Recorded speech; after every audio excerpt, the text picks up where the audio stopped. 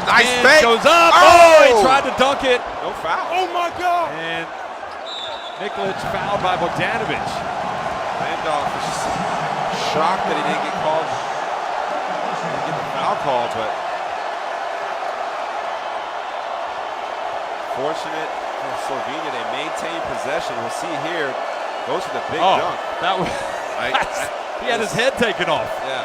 Unbelievable. Look at this. God. Watch Lucic says, whoa. I mean, that is the foul of the century. Wow. He was almost decapitated. Goodness me. But these things even out. Well, now you put Nikolic at the line, who, again, is perfect throughout the tournament. So all's well that ends well for Slovenia.